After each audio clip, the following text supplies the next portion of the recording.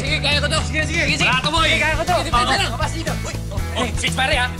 Yun! Oh, switch service! Sa'yo yan! Sama si Born. Let's go! Oh, nice game, bro. Ay, nako. Ano? Bro. Congrats ha. Kuha mo na ulit yung titulo mong captain ng basketball team. Yes! Simula pa lang, sa'yo talaga ako eh. Pero alam mo pare, deserve mo yan. Deserve mo yan, bro. Congrats. Ako naman, bro. Alam niyo, sigurado akong matutuwa yung mami mo. Si Miss Chinchin. Oh, nawala ng ngiti mo, bro. Binanggit lang pangalan ni Miss Chinchin eh. Tapos kasi lahat na nangyari, mga kasama ang ginawa niya sa atin, kay Zef, parang hirap talaga tanggapin. Bali-baliktarin mo yung mundo. Mami mo pa rin siya, bro. Tsaka, okay naman na lahat eh.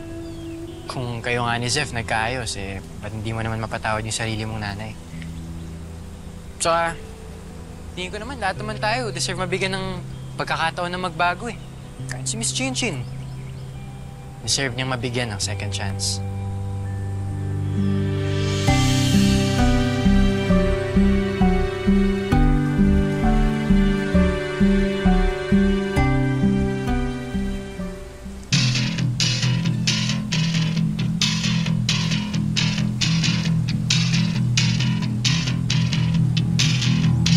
Ikaw nang nihira sa akin sa school, no? Kapal naman ang mukha mo. Lahat na lang inagaw mo eh. Si Zef, yung basketball team. Ano, pati ba naman si Miss Chinchin na wala na rin sa akin? Ano pa? Ha? Ang tigas ng mukha mo, Mang Angken. Eh, lahat naman lang sinabi mo, hindi sa'yo. At kayo din ang tita Silvia mo, ang naghukay na sarili niyong libingan nung niloko niyo si Miss Chinchin. Miss Chinchin? Hindi mo nga siya matawag na mami. Kung hindi mo siya kayang ituring na ina, wala kang karapatan para maging anak. Ba't mo ba pinagpipilitan yung sarili mo sa kanya? Dahil gusto mo manahin lahat to? O baka gusto mo maging prinsipe ng Maka? Prinsipe ng kadiliman mas bagay sa'yo dahil puro panloloko lang ang alam mo. Sabi mo, tado ka! Uy! Uy! Tama na yan! Bryce, pagsabihin mo nga yung mga kagrupa mo, parang sumusunod na ako kay Antonio, ayoko din ang gulo! Bryce, umawat ka na! Si Daisy! Tama na! Ano ba? Pwede! Tama na! Huwag kang mayanap dito! O bakit? Tama na! Tama na! Tumigil na! Tumigil na kayo, pre! Hindi na sila! Magsabihan mo na kasi sila! Hindi ko kaya! Uy! Tama na! JC! JC! Tama na! Tama na! Tama na!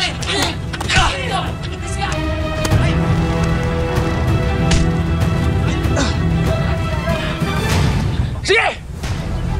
Ikaw na! Ang prinsipe! Ikaw na lahat! Ikaw na mahal ni Chef! Pero ito ang masasabi ko sa'yo!